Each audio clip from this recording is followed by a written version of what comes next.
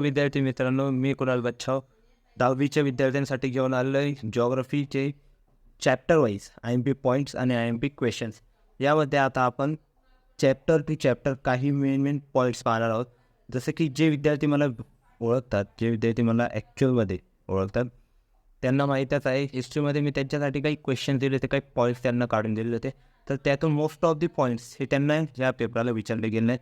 सर्वच विद्यार्थ्यांना एक्झाम्स या चांगल्या गेल्या आहेत. आपण पाहिलं तर काही पॉईंट्स जे तुम्हाला मी आता सांगणार आहे. तर आपण पाहूया चॅप्टर वाईज. यामध्ये आपण पाहणार आहोत. तर सगळ्यात पहिले चॅप्टर नंबर 1मध्ये जर का आपण पाहिलं तर मोस्ट IMP क्वेश्चन म्हणजे 4 मार्कांचाच क्वेश्चन आहे. यामध्ये जर का आपण पाहिलं चॅप्टर नंबर 1 हा 4 मार्कांसाठी कन्फर्म येतच असतो. याचा एक क्वेश्चन तर येतच असतो. तर क्वेश्चनसाठी मी तुम्हाला 4 पॉईंट्स सांगेन. सगळ्यात पहिले एक आहे क्वेश्चनियर. काय तर तुम्ही जर का कुठेतरी फील्ड व्हिजिटला जाणार आहात तर त्यासाठी क्वेश्चनियर प्रिपेअर करा. तर क्वेश्चनियरमध्ये तुम्हाला 4 मार्क्सचा क्वेश्चन असेल. यात मिनिमम 8 to 10 क्वेश्चन्स हे तयार करायचे आहेत. रिझन काय, कारण की तुम्ही जे क्वेश्चन्स तयार करणार सगळेच एकदम परफेक्ट असतील असं होत नाही. काही विद्यार्थी काही क्वेश्चन्स करत असतात की तुमची कंपनी कुठे आहे, तुमच्या कंपनीचे नाव काय. हे क्वेश्चन्स काही कामात येत नाही. दॅट्स वाय 10 किंवा 10पेक्षा जास्त क्वेश्चन्स प्रिपेअर करण्याचा प्रयत्न करा. काही वेगळं लिहायचं नाही, सरळ लिस्ट तयार करायची आहे. 1 to 1 हे क्वेश्चन्स प्रिपेअर करायचे आहे. सेकंड असतं रिपोर्ट रायटिंग जर का आपण पाहिलं तर या क्वेश्चनमध्ये तुम्हाला जसं चॅप्टरमध्ये सांगितलं, चॅप्टरच्या खाली एक क्वेश्चन आहे रिपोर्ट रायटिंग. तर काय की तुमच्या एखाद्या क्षेत्रभेटीबद्दल तुम्हाला रिपोर्ट लिहायची. यामध्ये तसं काही नसणार. यामध्ये तुम्हाला तुम्ही किंवा तुमची शाळा कोणत्या तरी लोकेशनला एकतर लोकेशन देतील. फॉर एक्झाम्पल तुम्हाला डायरेक्टली सांगतील कंपनी किंवा काही जंगल, काही डोंगरावर, तशी एखाद्या लोकेशनसाठी रिपोर्ट रायटिंग करायची आहे. तर रिपोर्ट रायटिंगमध्ये तुम्हाला सगळ्यात पहिले तुम्हाला वर्गप्रतिनिधी म्हणून विचारलं जात असते रिपोर्ट रायटिंग.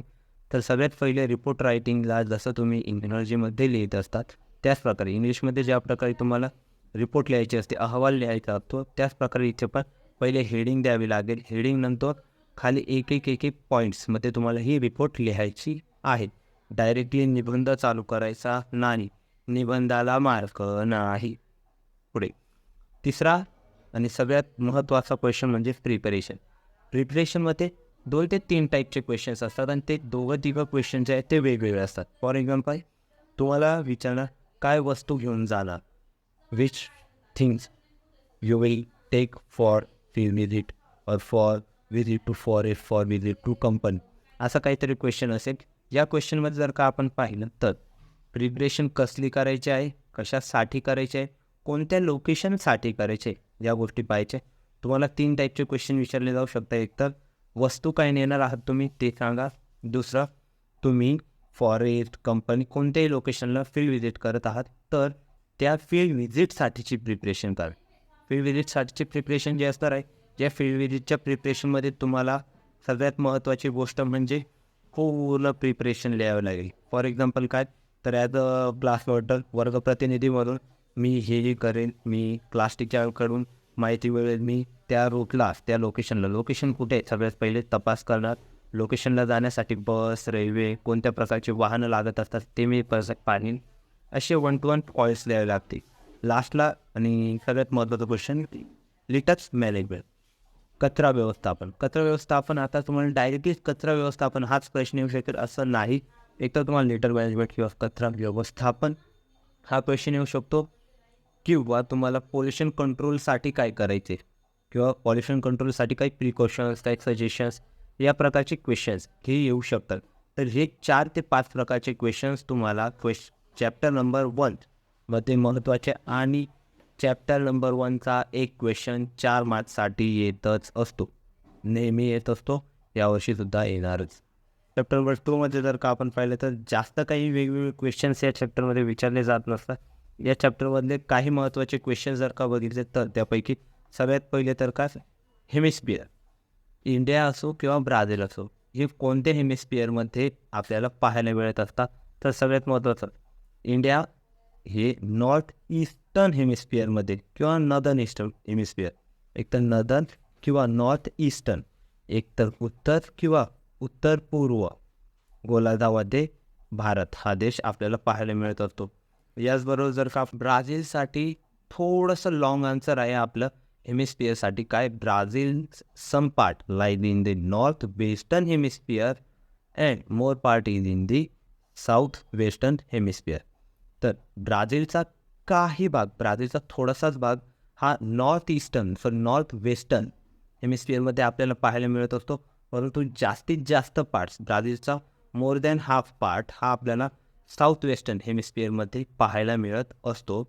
याचबरोबर आपण थर्ड चॅप्टरमध्ये जर का पाहिलं तर India 5 physiographic divisions. First Himalaya, north to south जायचं. पहिला Himalaya, second north Indian place, उत्तर भारतीय मैदानी प्रदेश, तिसरा पेनिन्सुला किंवा द्वीपकल्पीय प्रदेश, चौथा कोस्टल प्लेन्स आणि फिफ्थ आयलँड्स. तर आपल्याला इंडियाचे हे 5 फिजिओग्राफिक डिव्हिजन्स आणि ब्राझीलचे 5 फिजिओग्राफिक डिव्हिजन्स म्हणजेच highlands, great escarpment, coastal region, plains आणि आयलँड ग्रुप्स, हे 5 ब्राझीलचे आणि 5 भारताचे. हे 10पैकी कोणत्याही 1 किंवा 2वर तुम्हाला शॉर्ट नोट ही विचारली जात असते किंवा थोडक्यात उत्तर तरी विचारले जात असते. यामध्ये तुम्हाला डिफरन्ससुद्धा विचारले जात असतात. याचबरोबर ड्रेनेजमध्ये जर का आपण पाहिलं तर ड्रेनेज ऑफ ब्राझीलमध्ये 3 ड्रेनेज सिस्टीम आहेत. सगळ्यात पहिले Amazon basin, second Paraguay Parana system in the south west आणि तिसरं south Francisco in the eastern part of highlands and other rivers of old. ब्राझीलमध्ये आपल्याला ॲमेझॉन नदीचे खोरे, दुसरं पॅराग्वे पॅराना नदी स्रोत साऊथ वेस्टमध्ये आणि तिसरं साऊथ फ्रान्सिस्को नदी पूर्वेकडे असलेली साऊथ फ्रान्सिस्को नदी. या 3 आपल्या ड्रेनेज सिस्टीम पाहायला मिळत असतात. पण ड्रेनेज ऑफ इंडिया यामध्ये मेनली 2 पार्ट्समध्ये डिवाईड होत असतं. इंडियाचं ड्रेनेज सिस्टीम हे 2 पार्ट्समध्ये डिवाईड होत असतं. पहिलं म्हणजे हिमालयन रिव्हर्स किंवा हिमालयन ड्रेनेज, सेकंड म्हणजे पेनिन्सुलर रिव्हर्स किंवा पेनिन्सुलर ड्रेनेज. यात हिमालयनमध्ये जर का आपण पाहिलं तर गंगा, सिंधू या 2 नद्या येत असतात. त्याचबरोबर पेनिन्सुलर रिव्हर्समध्ये मात्र तर अजून पार्ट्स हे आपल्याला झालेले पाहायला मिळत असतात. एक म्हणजे rivers meeting the bay of Bengal आणि rivers meeting the Arabian sea. यामध्ये जर का वेस्टवर्ड फ्लोईंग रिव्हर्स आणि एक ईस्टवर्ड फ्लोईंग रिव्हर्स. याचबरोबर जर का आपण पाहिलं क्वेश्चन महत्त्वाचा एक येत असतो या चॅप्टरमधून, difference between basin of Amazon and Ganga river. Amazon आणि गंगा रिव्हर यांचे बेसिनमध्ये असलेला डिफरन्स आपल्याला लिहायचा. चौथ्या चॅप्टरमध्ये जर का आपण पाहिले तर काही महत्त्वाचे पॉईंट्स, तर त्यापैकी सगळ्यात पहिला महत्त्वाचा पॉईंट म्हणजे 4 सीझन्स ऑफ इंडिया. इंडियामध्ये 4 सीझन्स आहेत. मुलं 3 मध्येच कन्फ्यूज होत असतात. मुलांना वाटतं 3 सीझन, उन्हाळा, हिवाळा, पावसाळा झालं, समर, विंटर, मान्सून, एवढे सीझन्स इंडियामध्ये नाही. इंडियामध्ये एक रिट्रेटिंग मान्सून किंवा मान्सून परतीचा हा सुद्धा एक सीझन आपल्याला पाहायला मिळतो.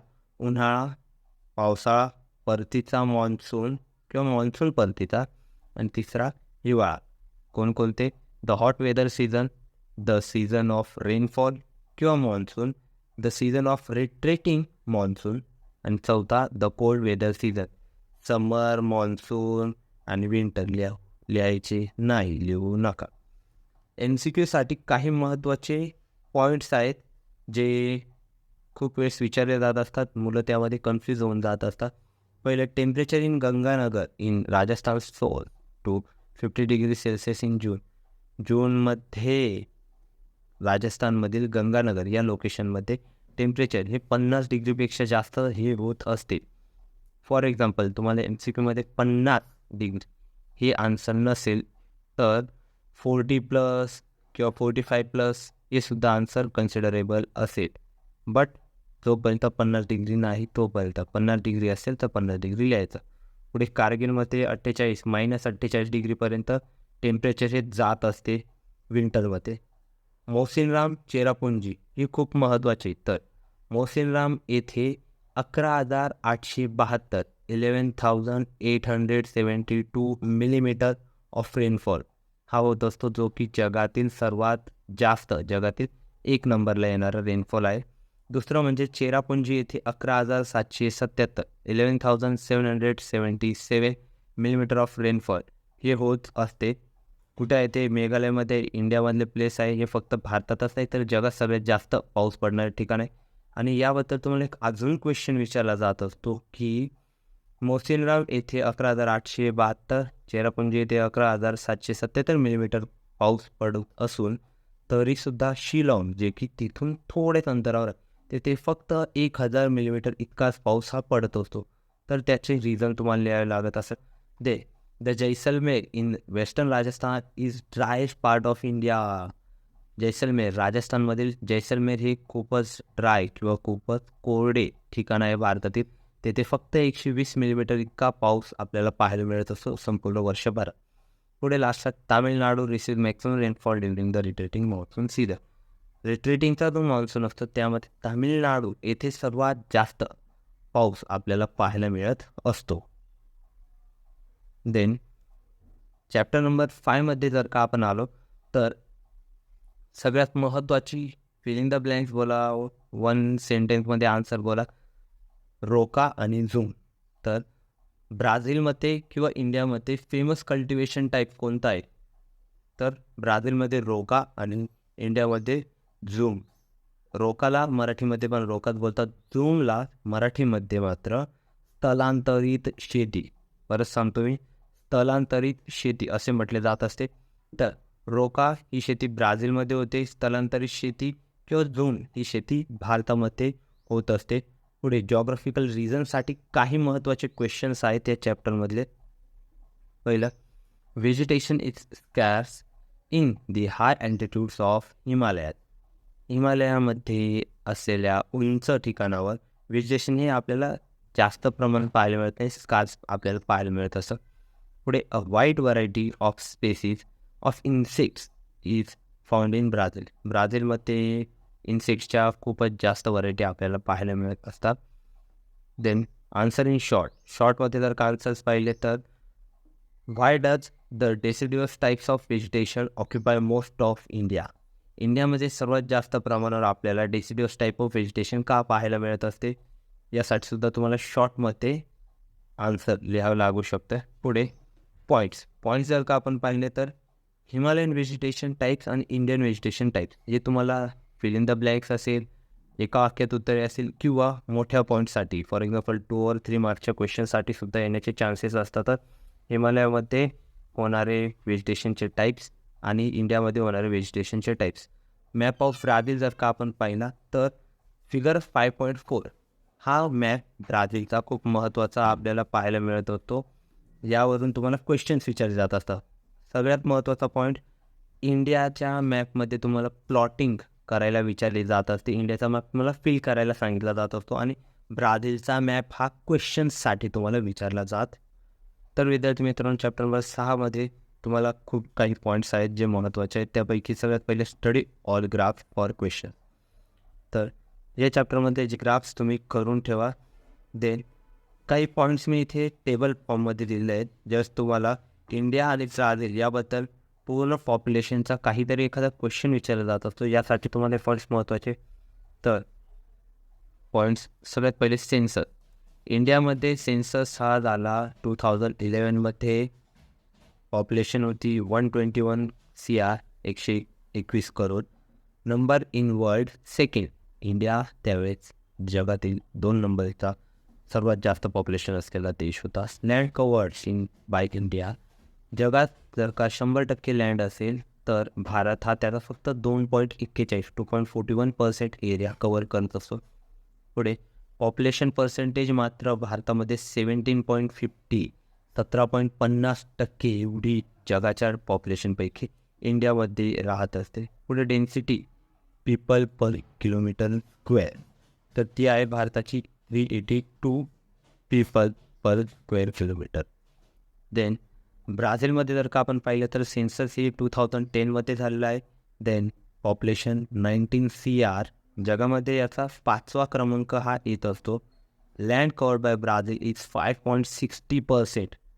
आणि जर आपण जगामध्ये ब्राझीलचा लँड कव्हरेज नुसार जरी नंबर आपण पाहिला तर तो सुद्धा 5th नंबरला येतो तो क्वेश्चन. जर का आपण पाहिले तर 2.78% of population of the world ही ब्राझीलमध्ये राहत असते. म्हणजेच पहा 5.60% एरिया, 5.60% एरियामध्ये फक्त 2.78% पॉप्युलेशन ही ब्राझीलमध्ये राहत असते. ते डेन्सिटी ही ब्राझीलच्या 23 पीपल पर स्क्वेअर किलोमीटर.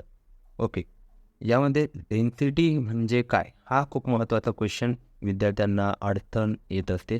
तर density he population per square of 1 kilometre. म्हणजेच काय, ज्या 1/1 लेंथ असलेला स्क्वेअर आपण पाहू त्या स्क्वेअर एरियामध्ये किंवा तेवढ्या एरियामध्ये जेवढी पॉप्युलेशन राहत असेल ती म्हणजे डेन्सिटी आहे त्या रिजनची. बट ही पॉप्युलेशनची डेन्सिटी ही ऑन एन ॲव्हरेज काढलेली असते. ऑन एन ॲव्हरेज रिझन काय, मुंबईसारख्या सिटीमध्ये जर का आपण पाहिलं तर 3000पेक्षा जास्त डेन्सिटी आपल्याला पाहायला मिळते. परंतु एखाद्या जंगलात जर आपण गेलो तिथे 3सुद्धा पाहायला मिळणार. दॅट्स या संपूर्ण एरियाचा ॲव्हरेज हा काढला जात असतो. देन आन्सर द फॉलोइंग क्वेश्चन्समध्ये तुम्हाला एक महत्त्वाचा क्वेश्चन आहे, population distribution in India and Brazil. तर population distribution in India and Brazil हा क्वेश्चन खूप महत्त्वाचा आहे आणि हा क्वेश्चन तुम्हाला विचारला जाऊ शकतो. एकतर फक्त इंडियाचे पॉप्युलेशन डिस्ट्रीब्युशन किंवा फक्त ब्राझीलचे पॉप्युलेशन डिस्ट्रीब्युशन विचारले जाऊ शकते. पुढे जिओग्राफिकल रिझनसाठी काही महत्त्वाचे क्वेश्चन जर का पाहिजे, population is an important resource. Population हे महत्त्वाचं साधन आहे, लोकसंख्या ही महत्त्वाचे साधन आहे. Then the density of population is sparse in Amazon basin. Amazon बेसिनमध्ये पॉप्युलेशनची डेन्सिटी ही कमी पाहायला मिळत असते. त्याचं रिझन लिहायचं आहे आपल्याला. देन population density is high in the Ganga प्लेन्समध्ये पॉप्युलेशन डेन्सिटी ही हाय आहे. त्याचबरोबर तुम्हाला डिफरन्शिएटसाठी एक क्वेश्चन विचारला जातो, तो गंगा प्लेन्स आणि ॲमेझॉन बेसिन येथे असलेली population density. Okay, chapter number 7मध्ये जर का आपण पाहिलं तर differentiate between the human settlements in Ganga river basin and the Amazon river basin. हा क्वेश्चन खूप महत्त्वाचा आहे.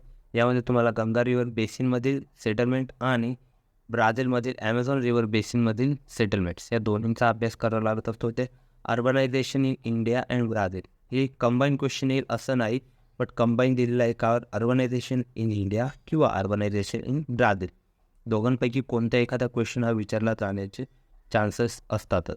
देन जिओग्राफिकल रिझन्समध्ये जर का आपण पाहिलं तर in Brazil majority of population is found in the eastern coastal area.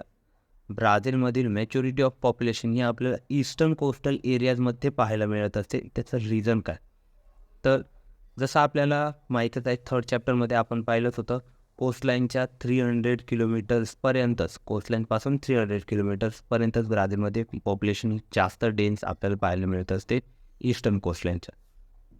Then population is sparse in western और central part of the Brazil. ब्राझीलच्या वेस्टर्न किंवा सेंट्रल पार्टमध्ये पॉप्युलेशन खूपच कमी आपल्याला पाहायला मिळत असते. हा सुद्धा क्वेश्चन तुम्हाला विचारण्याचे चान्सेस तर विचारलेला सुद्धा आहे. The factor affecting the settlement of the population हा क्वेश्चन आहे. हा क्वेश्चन तुम्हाला 2 मार्क्सला सुद्धा येऊ शकतो, 3 मार्क्सला सुद्धा येऊ शकतो. आणि याच्यातच जर का या क्वेश्चनला शॉर्टमध्ये केलं तर 1 मार्क्ससाठी सुद्धा आन्सर इन 1 सेंटेन्स हा क्वेश्चन हा विचारला जात असतो. देन चॅप्टर नंबर 8मध्ये जर आपण पाहिले तर why has mining not developed in दी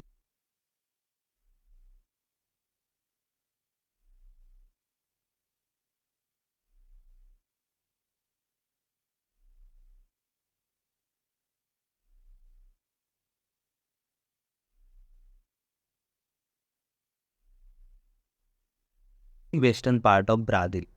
ब्राझीलच्या वेस्टर्न पार्टमध्ये किंवा सेंट्रल पार्टमध्ये मायनिंग का डेव्हलप झालेलं नाही हा क्वेश्चन विचारले गेलेला आहे. Then import and export, Brazil असेल इंडिया असेल दोन्ही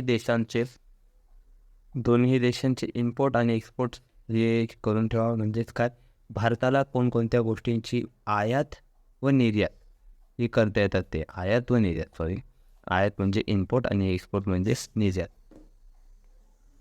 त्याचप्रकारे ब्राझील या देशाला कोणत्या गोष्टींची आयात व निर्यात करता येत असे किंवा ब्राझीलमध्ये कोणत्या गोष्टींची आयात व निर्यात केली जातात ते रिकामे जागा किंवा एका वाक्यात उत्तरे यासाठी एक क्वेश्चन विचारले जाऊ शकतात, जाण्याचे चान्सेस असतात. पुढे एक क्वेश्चन हा विचारला जात असतो, fishing plays an important role in the economy of India. हा क्वेश्चन जिओग्राफिकल रिझन्ससाठी विचारला जात असतो. The GNI, GDP and per capita income या 3 गोष्टी नीट करून घ्या. एका वाक्यात विचारण्यासाठी महत्त्वाचे पॉईंट्स आहेत, त्याचबरोबर रिकाम्या जागांसाठी सुद्धा हे विचारले जात असतात. Then difference in India, Brazil and USA per capita income and GDP.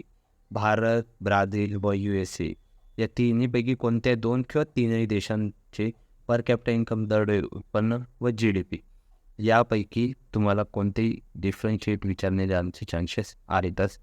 They 9th chapter जर का आपण बघितलं त्यापैकी काही महत्त्वाचे पॉईंट्स पहिले आपण सांगूया. तर इंडियामध्ये IST इंडियन स्टँडर्ड टाईम हा 82.5 डिग्री और 82 डिग्री 30 मिनिट्स. IST ही लाईन किंवा हे लॉंजिट्यूड आपल्याला 82.5 अंश किंवा 82 अंश आणि 30 मिनिटे या रेखावृत्तावरून जाताना पाहायला मिळत असते. ते इट पासेस टू अलाहाबाद या ठिकाणाहून हे पास करत असतं. अलाहाबाद या ठिकाणाहून हे जात असतं आणि हे ग्रीनिच मेरिडियन टाईम GMT पासून 5 तास 30 मिनिटे पुढे आहे. 5 तास 30 मिनिटे पुढे आपला भारत चालत होतो. फॉर एक्झाम्पल जर ग्रीनिचमध्ये 12 वाजलेले असतील दुपारचे, तर भारतामध्ये संध्याकाळचे 5 वाजून 30 मिनिटे झालेले असतात.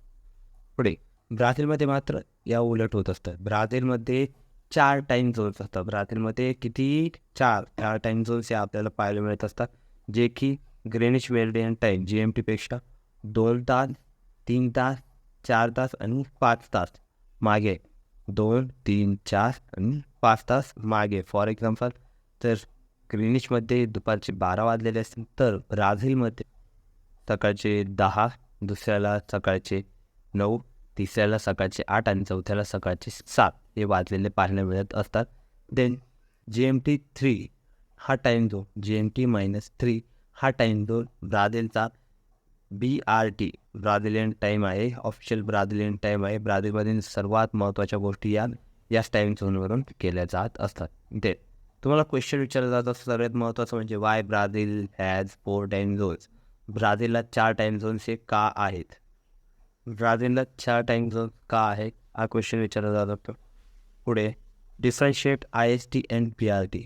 IST आणि BRT ब्राझीलचा टाईम आणि भारताचा टाईम या दोघांमधला डिफरन्स, त्याचबरोबर communication in India and Brazil हे सुद्धा डिफरन्शिएटसाठी विचारले जात असतात. पुढे which factors attract more tourist in Brazil और इंडिया. ब्राझील और इंडिया यापैकी कोणत्या एखाद्या देशाबद्दल हा क्वेश्चन विचारले जाण्याचे चान्सेस असतात. Then what are the difficulties in the development of railway system in Brazil internal एरियात. ब्राझीलच्या मध्य भागात रेल्वे सिस्टीम का आपल्याला डेव्हलप झालेली दिसत नाही.